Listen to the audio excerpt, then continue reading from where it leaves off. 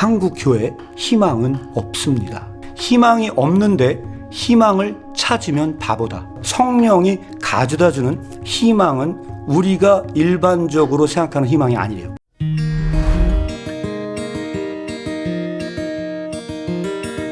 네, 안녕하세요. 오늘의 신학 공부의 장민혁입니다. 오늘의 신학 인터뷰, 오늘은 이청우 목사님 모시고 이야기 나눠보겠습니다. 안녕하세요. 예, 안녕하십니까? 네, 요즘에 엉클창으로 더 유명해지신 것 같아요. 뭐 유명하다기보다는 네.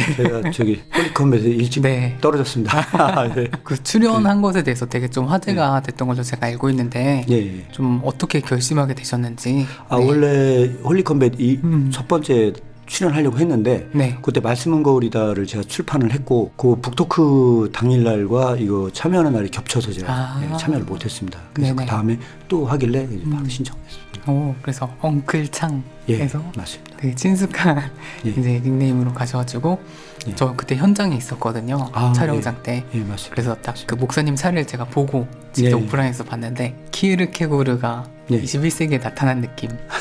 되게 강렬한 선포를 이렇게 해주시고 이렇게 세상적인 범주로 윤리를 이렇게 기독교에서는 얘기할 수 없다 이렇게 하셨잖아요. 네, 맞습니다. 그래서 그거에 대해서 그러니까 뭐 그 변증으로서는 조금 아쉬웠다. 일반 비기독교인이 듣기엔 이런 분도 있었지만 또 어떤 분들은 기독교 진리를 말해줘서 좋았다 이런 분도 계시더라고요. 그 되게 반가웠습니다. 거기서도 뵙고. 감사합니다. 네, 그래서 저희 채널에도 꽤 많이 나와주셨고 그래서 오늘도 좀 새롭게 이번에 카리스 아카데미에서 소개하고 싶은 책이 있다 하셔가지고 뵙게 됐는데 천국 독립군이라는 책인데 이게 어떤 책인가요? 이 책은요. 제가 사실은 이제 우연치 않게 김정명 목사님을 만나게 됐는데 먼저 만나게 된 경위를 말씀을 드려야 될 것 같아요. 이게 그 김정명 목사님과의 대담집이죠? 예, 맞습니다. 김정명 목사님께서 먼저 연락을 주셔서 책을 보고 좋은 작업을 하는 것 같은데 이야기 나눠보자가 출발점이 돼서 이 책이 탄생된 경위고요. 이 책은 그래서 좀 쉽습니다, 읽기는. 왜냐하면 대담집이고 이야기를 나눈 내용을 책으로 편집했기 때문에 그동안에 킬케고르 책을 읽었던 분들은 이게 이렇게 그 내용이 쉽게 읽혀질 수도 있구나 할 수 있는 책이 바로 이 책입니다. 그럼 그 김정명 목사님은 어떤 분이신가요? 제가 뭐 말씀드리면 여러 가지 말씀을 드릴 수는 있겠으나 김정명 목사님에 대한 뭐 개인적인 이야기는 목사님이 직접 오시면 더 좋을 것 같고요. 그냥 큰 틀에서 말씀을 드리면 여수 은형교회를 담임하셨다가 지금은 은퇴하신 목사님이시고요. 그리고 또한 중요한 거는 조기 은퇴를 하셨습니다. 조기 은퇴를 하신 이유도 너무 많은 사랑을 받았지만 그거에 비해서는 내가 너무 어떤 타성이나 습관에 젖어서 그 사랑을 내가 잊었다.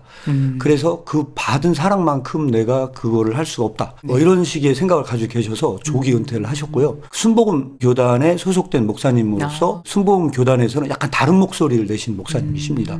그래서 아마 궁금하신 분들이 순복음 교단과 킬케고르가 왠지 잘 어울려지지 않을 것 같다고 생각하시는 분들도 있을 것 같은데 김정명 목사님은 워낙 이제 생각이 바르시고 다른 목소리를 내신 분이다 보니까 얘기 들어보고 저도 굉장히 그 다른 생각을 갖게 됐거든요. 그래서 이제 그렇게 증경총회장 그쪽에 증경총회장도 지내셨던 분이시고요. 그때도 좀 여러 가지 좀 위기가 있었던 걸로 제 나름대로는 현재 알고 있고요. 제가 그런 활동을 하시고 은퇴 이후의 부분부터는 평화의 집이라는 그런 사회복지단체를 이제 운영을 하시면서 실제로 선교사님들이나 이런 분들도 숙소도 제공해 주시고 그런 사역을 이어오신 걸로 알고 있습니다. 그럼 이 책의 강조점을 한마디로 얘기하면 어떤 걸까요? 자, 이 책의 강조점을 말씀을 드리면요. 이 책 제목도 목사님께서 정해 주신 거예요. 천국 독립군. 한마디로 말씀을 드리자면요. 독립군 모집 광고. 천국 독립군 모집 광고다. 전 제 느낌으로 말씀드리면 그렇게 말씀을 드릴 수 있을 것 같고요. 이 책의 제목보다 부제가 더 많은 말을 사실 해주고 있습니다. 그래서 부제는 뭐냐면 목사, 장로가 변해야 교회가 살고 교회가 변해야 나라에 평화가 온다. 이것이 부제입니다. 그래서 이 책은 기본적으로 우리나라의 그 한국 교회가 앞으로 어떻게 만들어져 가야 되느냐에 대한 일종의 방향 제시나 어떤 큰 틀에서 그런 부분을 제시한 책이다 이렇게 볼 수 있을 것 같습니다. 이 표현이 좀 강한 것 같아요. 목사 장로가 변해야 된다. 이렇게 하면 약간 너무 공격적이다 이렇게 느낄 분도 계실 것 같은데. 맞습니다. 그래서 이 책은 약간의 어떤 쓴소리를 담고 있는 것은 사실입니다. 그런데 저는 사실은 한국교회를 비판하는 거에 대해서는 별로 좋아하진 않습니다. 말씀드렸다시피. 그리고 제가 키르케고르 연구자다 보니까 그 키르케고르가 한 얘기도 있거든요. 근데 제가 그거를 동의하는 바가 있습니다. 지난번 방송 출연도 제가 비판이 교회를 변화시킬 수 없다는 제목을 잘 뽑아주셨는데 네. 그걸 조금 더 한번 제가 말씀을 드리자면은 궤론의 비학문적 후서의 서문에는 이런 얘기를 하고 있거든요. 어떤 얘기를 하고 있냐면 비판이 사람을 변화시킬 수 없다라고 얘기를 하면서 오히려 비판이라고 하는 거는 상대가 나의 적이었구나라는 것을 더 각인시켜 준다고 이야기를 합니다. 그러니까 그 사람을 변화시키는 게 아니고 네. 나의 친구인 줄 알았더니 저 사람이 친구가 아니구나라는 것을 더 오히려 알려준다는 거예요. 그러면서 뭐라고 설명을 하냐면 오히려 그 비판은 상대의 의무를 부과하는 게 아니래요. 상대에게 변화시키는 의무를 부과하는 사람은 누구냐? 비판자가 아니고 그 사람을 존경하고 따르는 사람들이래요. 존경하고 따르는 사람들이 많으면 많을수록 그 사람에게 어떻게 살아야 한다는 의무를 더 부과한다는 거예요. 따라서 비판 자체는 상대를 변화시킬 수 없다는 거예요. 근데 어느 정도 그러면 사람을 변화시킬 수 없느냐라고 얘기를 하면서 이렇게 얘기를 합니다. 오히려 가장 기본적인 의무도 면제시켜 준다는 거예요. 어떤 거냐? 비판하는 상대에게 예의조차도 갖출 필요가 없을 정도로. 적이니까. 네. 그리고 그 책에서 뭐라고 하냐면 그 사람에게, 상대에게 모자를 벗을 필요가 없을 정도로 최소한의 의무조차도 면제시켜 준다는 거예요. 그래서 뭐라고 얘기를 하냐? 기독교의 참여는 긍정적인 참여만 참여일 뿐이지 비판적 참여는 기독교의 참여가 아니라고 이야기를 합니다. 그런 관점에서 이 책을 저는 평가하자면 이 책은 단순한 쓴소리를 담고 있는 것이 아닙니다. 그래서 이 책을 한마디로 얘기하면요. 카리스 아카데미에서 제공하는 한국교회 첫 희망 만들기 프로젝트입니다. 이 책은 단순히 비판만을 하는 것이 아니고 방향을 제시해주고 있다. 그리고 그런 부분을 하고 계신 분이 저는 이 소리를 할 수 있는 사람이 아니라고 생각을 합니다. 왜? 저는 그런 삶을 살지 못했기 때문에. 그러나 이 책의 저자이시고 같이 한번 대담을 하신 김정명 목사님은 그의 평생을 그의 삶으로 보여주신 분이세요. 그리고 그의 삶으로 보여주신 일종의 그분의 이야기를 여기에서 서술해 줬다는 의미에서, 그리고 그분께서 한국교회의 방향을 제시해 줬다는 측면에서 이 책은 굉장히 중요한 가치를 담고 있다. 그렇게 평가하고 있습니다. 같은 얘기도 누가 하느냐에 따라서 그 무게감이 좀 다르잖아요. 맞습니다. 그런 면이 있겠네요. 예. 좀 전에 그 한국교회 희망 만들기 프로젝트 얘기를 해주셨는데 이게 어떤 건지 설명해 주실 수 있나요? 김영희 목사님 여기서 이 책의 208페이지에서 이런 얘기를 해요. 오래전에 한국교회에 희망이 있습니까? 라는 주제로 얘기를 했대요. 희망이 있습니까? 라고 하는 주제로 얘기를 했는데 그때 입에 올리기도 굉장히 참담한 이야기인데 내린 결론이 그랬대요. 한국교회에 희망은 없습니다. 그 결론을 줬대요. 네. 그랬더니 참석하신 분이 이렇게 얘기를 했대요. 기독교는 희망의 종교인데 희망의 종교에서 희망이 없다고 한다면 그럼 말이 됩니까? 라고 이야기를 했대요. 그랬더니 주최 측이 뭐라고 얘기를 했느냐? 희망이 없는데 희망이 있다고 얘기하면 그것만큼 더 위험한 일도 없지 않냐. 그렇게 얘기를 했대요. 그때 여기에서 고민을 하신 겁니다, 목사님이. 어떻게 하면 희망을 찾을 수 있을 것일까? 어떻게 생각하십니까? 근데 이게 딱 진짜 성경의 이야기가 딱 생각이 나는데 그 거짓 선지자들은 계속 희망을 말하잖아요. 예, 맞습니다. 예언자들은 심판을 말하고 그 대목에 저는 오버랩이 되네요. 근데 목사님께서 아주 충격적으로 결론을 내주셨어요. 네. 그 결론이 뭐냐면 제 책에 있는 대로 한번 여러분의 말씀을 드리면 이렇습니다. 희망이 없는데 희망을 찾으면 바보다. 목사님 이걸 보고 그렇게 생각했대요. 남에게서 다른 데서 찾지 말고 자기 자신에게 물어보자. 나에게는 과연 희망이 있느냐? 자기 자신에게 희망이 있으면 희망은 있는 것이고 나 자신에게 희망이 없으면 그것은 없는 것이다. 그런 깨달음을 얻었대요. 그러면서 목사님은 루신의 글을 인용을 하십니다. 루신이라는 그 중국 분이 계신데 이분이 뭐라고 얘기하느냐? 희망이란 본래 있다고도 없다고도 할 수 없다. 그것은 마치 땅 위에 길과 같은 것이다. 본래 땅 위에 길은 없었다. 한 사람이 먼저 걸어가고 걸어가는 사람이 많아지면 그것이 곧 길이 되는 것이다. 내가 먼저 희망이 되고 내 옆에 사람이 또 변화돼서 희망이 되고 수많은 사람들이 희망을 찾아서 가다 보면 한국 교회에 그것이 길이 될 것이다. 그래서 이 책은 단순하게 비판만 말하려고 하는 책이 아니고 네. 그 방향을 제시하는 책이라고 할 수 있습니다. 그래서 여기다 이런 얘기를 합니다. 성경에도 있지 않습니까? 라고 하면서 여기에다가 무슨 얘기를 하냐면요. 야, 한국교회에 희망이 있는 것 아닙니까? 왜 희망이 없습니까? 있지 않습니까? 라고 했을 때 사람들이 이렇게 대답을 할 수 있다는 거예요. 바알에게 무릎을 꿇지 않는 7,000명을 하나님께서 남겨두지 않았습니까? 라고 대답하는 사람도 있을 수 있대요. 그런데 그 사람에게 물어본다는 거예요. 당신은 그 7,000명 중에 한 사람입니까? 그랬더니 그 사람이 대답했대요. 저 말고 다른 사람이 있습니다. 했대요.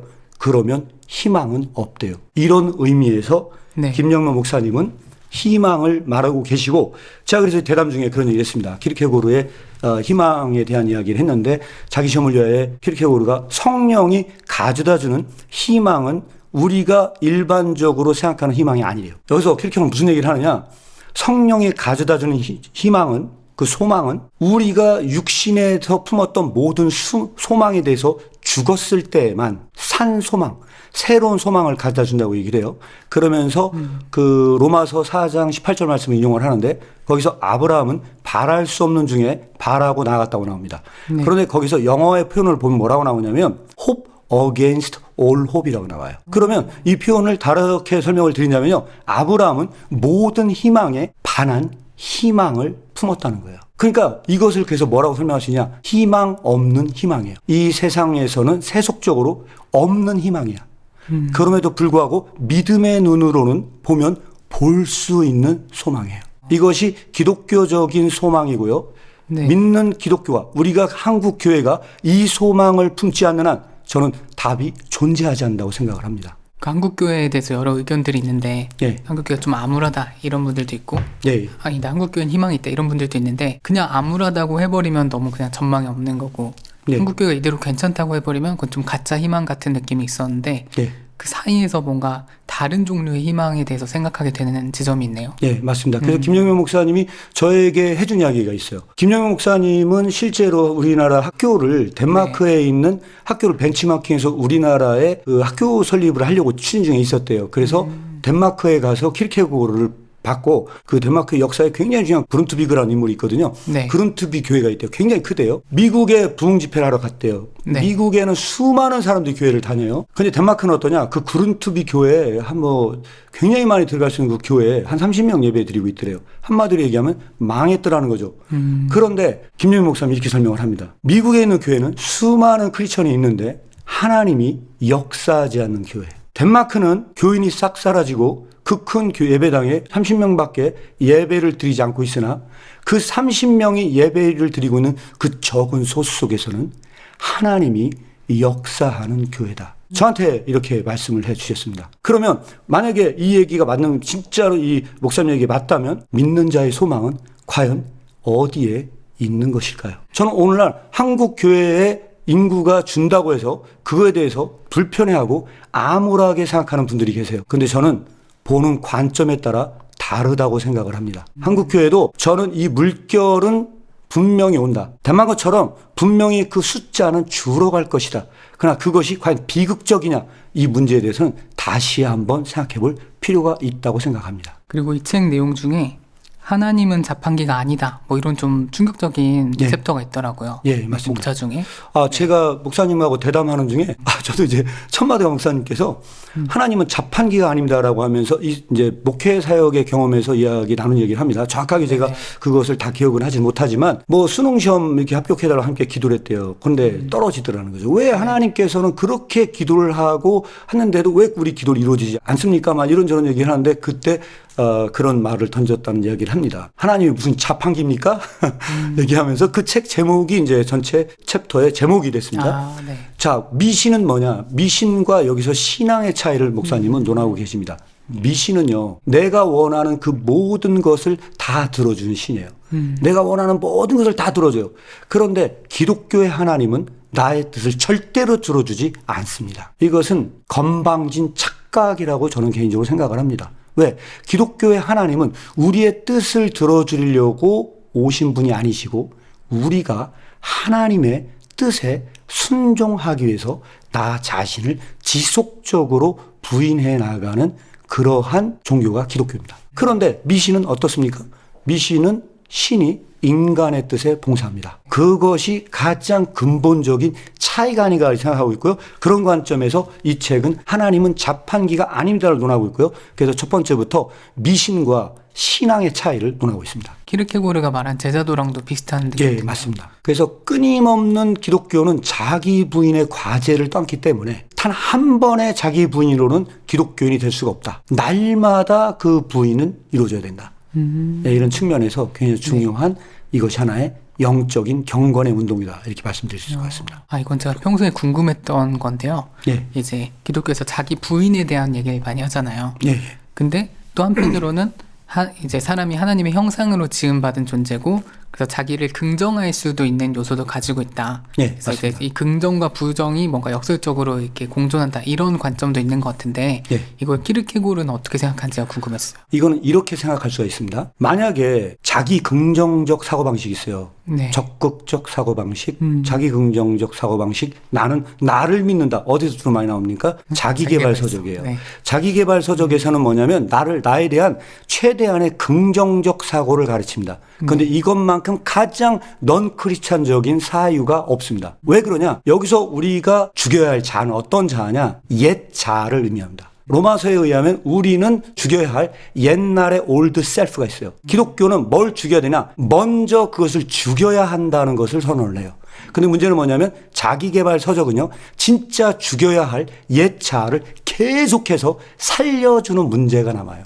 그래서 어느 정도 살려주냐? 그것을 적극적 사고방식으로 추천하면서 지속적으로 그 죽여야 할 옛 자아를 절대 죽지 못하도록 끊임없이 재생산시키는 문제가 남아요. 키르케고르는 이것을 부정합니다. 너는 옛날에 자기 부인을 통해서 네가 죽어야 할 옛 자아를 죽이라고 얘기를 해요. 그리고 그 자아를 죽이잖아요. 그러면 진짜 나의 리얼 셀프가 나타나요. 진짜 나. 그래서 불교와 다른 점도 여기 있습니다. 왜? 불교는 끊임없이 나를 비워내요. 근데 기독교는 나를 비우는 게 아니에요. 옛 자아를 죽이고 나잖아요. 진짜 자아가 살아나요. 그게 영원한 생명 가운데 살아나는 나의 진짜 셀프예요. 그래서 이것을 죽음의 이른 명에서 강조하는 게 투명성이에요. 하나님 앞에서 내가 투명해져야 돼요. 내가 언제만 나의 진짜 리얼 셀프가 드러나냐? 내가 하나님 앞에 섰을 때만. 그래서 뭐라고 얘기를 하느냐? 일기다 이런 말을 해놨습니다. 이교도 소크라테스가 너 자신을 알라고 얘기했던 건요, 잠정적이라는 거예요. 왜 잠정적이냐? 너 자신을 알라라고 얘기했지만 그런 소크라테스는 하나님 앞에 서본 일이 없기 때문에 내가 누구인지 명확하게 밝혀진 적이 없어요. 그래서 진짜 나가 누구인지를 알려면 내가 하나님 앞에 서야 돼요. 그래서 이것이 키르케고르의 코람데오 신앙이에요. 하나님 앞에서라고 하는 것은요, 진짜 리얼 셀프가 그때 알려져요. 그래서 뭐라고 설명하냐? 하나님 지식은 곧 자기 지식이에요. 하나님에 대한 알미 증가할수록 비례하여 나에 대한 지식이 증가해요. 이런 점에서 우리는 다시 한번 나를 되돌아볼 필요가 있다는 거죠. 이게 칼뱅의 기독교 강요도 시작할 때 하나님을 아는 지식이 우리를 아는 지식으로 연결된다 이렇게 시작하잖아요. 맞습니다. 그게 좀 약간 통하는 내용 같은 생각이 드네요. 맞습니다. 네, 그럼 이제 마지막으로 이 책 관련해서 끝으로 하고 싶으신 말씀 있으신가요? 이 책은 그것이 희망 만들기 프로젝트고요. 여러분들이 반드시 이 책의 결론부에 보면요, 목사님의 간증이 나와 있습니다. 간증은 1994년도에 제가 이제 목사님의 어떤 그 사적인 걸 다 설명을 드릴 수는 없으나 책의 맨 마지막 챕터에 이 책을 편집할 때 목사님이 주셔서 떴습니다. 목사님은 이 책에 등장하지 않는 내용이요, 저한테 말씀해 주신 내용인데 어느 날 새벽 예배를 드리려고 나갔었대요. 갔더니 어떤 분이 아기를 낳고 그 아기를 버리고 가셨대요. 아기 그다 편지를 남겨놨대요. 자기가 너무 힘들어서 아기를 키울 수가 없다. 누가 대신 이 아기를 키워줬으면 좋겠다. 그래서 누가 이 아기를 키워야 되느냐. 그러면 하나님 앞에 기도를 했대요. 그때 하나님께서 응답을 주셨대요. 네가 키워라. 그래서 그 갓난아기를 데리고 와서 그 아기를 키웠대요. 근데 그 아기가 40개월 만에 어떤 병이 있었나 봐요. 그 병으로 아기가 죽게 되었다는 거죠. 그래서 목사님은 이제 그 아기를 그때 그 경험 끝에 무슨 얘기를 하냐면 이 아기를 제발 살려달라 그렇게 말씀을 하셨는데, 제가 이 부분에서 목사님께서 어떤 하나님께 응답을 받았냐 그걸 제 책에 읽어드리면 이렇게 나와 있습니다. 너와 혈연 관계도 없는 평화가 잠시 너의 아들이 되었다가 떠난 것이 그렇게도 고통스럽냐. 나도 너희 모두를 사랑한단다. 아니 내가 평화를 사랑하는 것보다 1000배 만배 너희 모두를 사랑한단다 라고 이야기하면서 하나님께서 주신 어떤 그런 깨달음이 있으셨대요. 그러면서 내린 결론이 하나님은 우리를 절대 포기하지 않으십니다. 그 얘기를 하면서 또 하나님께서 그런 음성을 주셨대요. 정명아, 내가 정령 평화를 포기할 수 없느냐. 그때 대답했답니다. 결코 포기할 수 없습니다. 그럼 내가 평화를 살릴 수 있느냐. 하나님, 제 힘으로는 평화를 살릴 수 없습니다. 그런데 마지막으로 하나님께서 이렇게 말씀하셨대요. 너는 평화를 살리지도 못하는 무능력자이면서도 평화를 포기하지 못하는구나. 그러나 생각해 보아라. 전능한 나는 너희를 살릴 수가 있다. 너희를 살리기 위해 독생자 예수를 너희 대속물로 주기까지 하였다. 그런 나인데 어떻게 너희들을 포기할 수 있겠느냐. 그래서 이 책은 굉장히 감동적인 내용으로 이렇게 하면서 이 평화를 어떻게 목사님께서 마음에 묻으셨는지 네. 그런 얘기를 해주세요. 그래서 족자를 저희에게 목사님 선물해 주셨는데, 목사님이 항상 입버릇처럼 말씀하신 얘기가 있습니다. 평화가 있기를. 그 평화라는 아들을 떠번에 보내신 그 목사님께서 날마다 모든 사람에게 선포하는 게 하나가 있어요. 평화가 너희에게 있기를. 저는 이거를 할 때마다 목사님은 얼마나 심중에 그 아들을 떠나보낸 마음으로 그 평화를 바랬겠냐. 김영우 목사님은 아브라함이 이삭을 어떻게 드렸는가를 묵상을 하셨대요. 마지막으로 목사님께서 그러면서 가장 강조하신 것 중에 하나가 뭐냐? 은혜였습니다. 이 책에 제가 많은 거를 전달하지 못했으나 제가 한마디로 말씀을 드리자면 이렇습니다. 하이데거는 인류가 존재 망각에 빠졌다고 말을 해요. 김정명 목사님이 말이 맞다면 오늘날 크리스천이 허구한 날 은혜를 말합니다. 그런데 김정명 목사님 말로 한다면 수많은 이야기들이 은혜만 이야기를 해요. 그런데 그 기독교에 가장 망각된 걸 뽑아라. 은혜 망각에 빠졌다는 거예요. 사랑이 없을 때 더 사랑을 얘기를 해요. 은혜가 사라지고 난 시대에 더 은혜를 말을 해요. 그렇게 수많은 은혜에 대한 이야기가 있지만 그 은혜를 은혜되게 하는 사람은 없다는 거예요. 천국 독립군의 이 프로젝트에서 가장 중요한 부분을 하나 뽑아라. 예수 그리스도의 은혜를 어떻게 은혜되게 만들 것이냐. 이 부분을 굉장히 중요하게 다루고 있습니다. 저희가 오늘은 이창훈 목사님과 함께 천국 독립군 이 책에 대해서 한번 나눠봤는데요. 여러분들도 같이 읽으시면서 이 책의 이야기들을 묵상하시고 또 한국 교회에 대해서 함께 고민해보는 시간이 되면 좋겠습니다. 오늘 이렇게 출연해 주셔서 감사합니다. 예, 감사합니다. 네.